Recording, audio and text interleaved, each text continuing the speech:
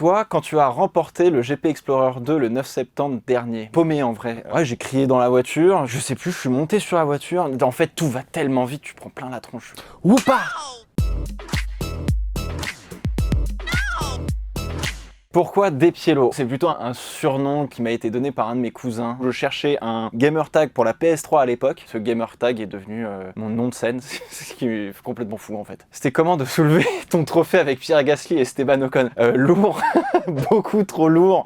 Quelle idée de faire une coupe de 28 kilos. Par contre, le fait de faire ça avec Pierre Gasly et Esteban Ocon, ça n'a pas de prix. C'est un souvenir qui va rester gravé dans ma mémoire jusqu'au bout. Ton premier souvenir fort en émotion au volant. La toute première fois que j'ai pris la voiture tout seul après avoir eu mon permis de conduire, j'ai eu ce sentiment à la fois terrifiant de liberté et en même temps, je me suis dit là, il n'y a pas le moniteur d'auto-école à côté. Si je veux planter la bagnole, je plante la voiture, ce qui est pas fou quoi. En tant que youtubeur spécialisé F1, quelle est la chose que tu as découverte sur le GP Explorer dont tu ne te doutais pas? C'est du manuel quoi, et en fait on s'en rend pas compte, on a l'impression que les voitures sortent d'une usine. Ce qui est le cas hein, évidemment, mais c'est comme si on avait eu un cache et d'un coup la voiture elle a été faite par des robots dans tous les sens. Ça reste de l'artisanat quelque part, de l'artisanat de haute technologie, mais de l'artisanat quand même, et le sport automobile dans sa globalité n'y coupe pas. Despiello sur le siège passager, il est relou avec le conducteur. Oui, et ça empire avec les années. Je suis imblairable. Je peux pas m'empêcher de faire des réflexions. Ma copine me tue pour ça. Après, avec des bons conducteurs, généralement, j'arrive à me taire.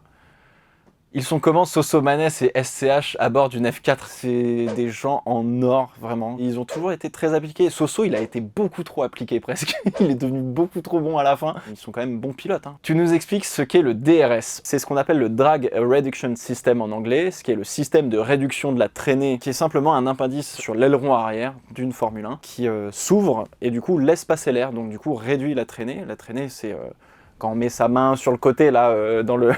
sur l'autoroute et qu'on a l'impression de ralentir la voiture. Et donc quand on la met comme ça, bah oui, ça va un peu mieux. Le DRS est là justement pour s'ouvrir, laisser passer l'air, aller plus vite en ligne droite et dépasser tout simplement les autres concurrents. Julien Febvreau, il t'inspire quoi? Des petites pastilles pour la gorge après un Grand Prix.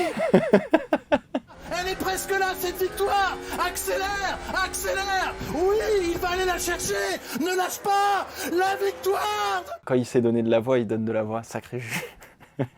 Toujours bien informé en plus. Ça, c'est... La meilleure musique pour rouler, c'est quoi? On t'écoute. Oh, la musique de Taxi. Un beat des années 90, là, sur la dernière course-poursuite. Si tu mets ça, tu perds le permis direct. Ah. Oh, c'est l'une des plus belles que j'ai faites.